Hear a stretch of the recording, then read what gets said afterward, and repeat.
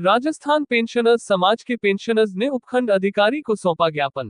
Rajasthan pensioners समाज उप शाखा नसीराबाद के पेंशनर्स ने शाखा अध्यक्ष गजानन शर्मा के नेतृत्व में पेंशनर्स हितों पर कुठाराघात से संबंधित सीसीए पेंशन नियम संशोधन विधेयक 2025 को वापस लेने सहित अन्य विभिन्न मांगों को लेकर केंद्रीय वित्त मंत्री एवं प्रधानमंत्री नरेंद्र मोदी के नाम उपखंड अधिकारी देवीलाल यादव को ज्ञापन सौंपा।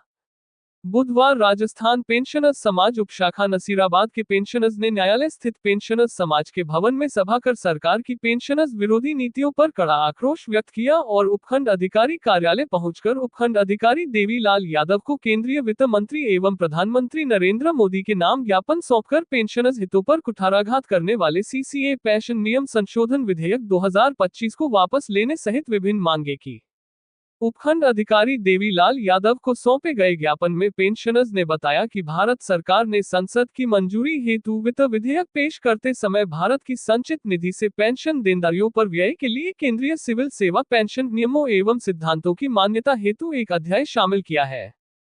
इसके माध्यम से सरकार को पेंशन भोगियों के बीच अंतर स्थापित करने का अधिकार मिल गया है, जो केंद्रीय वेतन आयोग की स्वीकृत सिफारिशों पर लागू हो सकता है और विशेष रूप से पेंशन भोगी की सेवानिवृत्ति की तारीख या केंद्रीय वेतन आयोग की स्वीकृत सिफारिश के संचालन की तारीख के आधार पर अंतर किया जा सकता है। उक्त विधेयक के माध्यम से केंद्र सरकार ने पेंशनर्स को 8वें वेतन आयोग के लाभ से वंचित करने एवं पेंशनरों को तिथि के आधार पर वर्गों में विभाजित कर भारतीय संविधान के अनुच्छेद 14 का उल्लंघन किया है। साथ ही डी.एस. नकारा मामले में दिनांक 17 दिसंबर 1982 के सर्वोच्च न्यायालय की संविधान पीठ के ऐतिहासिक निर्णय को चुनौती दी है।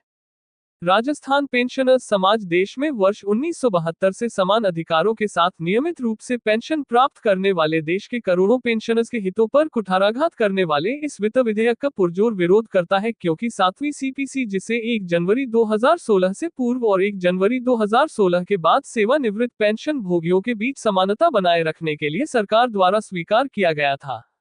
यह विधेयक इस प्रकार की समानता को समाप्त कर देता है। इसके अतिरिक्त जब से 8वीं सीपीसी की घोषणा की गई है, देश भर के पेंशन भोगी अपने पेंशन संशोधन और 1 जनवरी 2026 से पहले सेवानिवृत्त हुए पेंशन भोगियों और 1 जनवरी 2026 8वीं सीपीसी की सिफारिशों की अपेक्षित तिथि के बाद सेवानिवृत्त होने वाले पेंशन भोगियों के बीच समानता बनाए रखने के बारे में चिंतित हैं। शाखा अध्यक्ष गजानन शर्मा ने बताया कि वर्तमान निर्णय पेंशन भोगियों के लिए किसी कुठाराघात से कम नहीं है, इसलिए सरकार इस पर पुनः विचार करे, इसकी मांग की जा रही है। यदि मांग पूरी नहीं की गई तो राजस्थान पेंशनर्स समाज द्वारा चरणबद्ध तरीकों से आंदोलन किया जाएगा। ज्ञापन देने वालों में संरक्षक रामेश्वर कच्छावा, रामलाल जीनगर, सत्यनारायण शर्मा, कामिनी शर्मा, पार्वती महेश्वरी, मूलचंद न्याती, जगदीश, प्रवीण शर्मा, सुरेश शर्मा, गोपाल शर्मा, गंगाराम कुम्हार, रामदेव, गोपाल टेलर, भरत लाल रखारोल, राम निवास, रामचंद जानगिर, घीसा लाल भाटी सहित रामसर, बाग सूरी से आए पेंशनर समाज के सदस्यगण उपस्थित रहे। हाँ जी बताओ। राजस्थान पेंशनर समाज नसीराबाद द्वारा आज 9 तारीख को माननीय श्री उपखंड अधिकारी महोदय को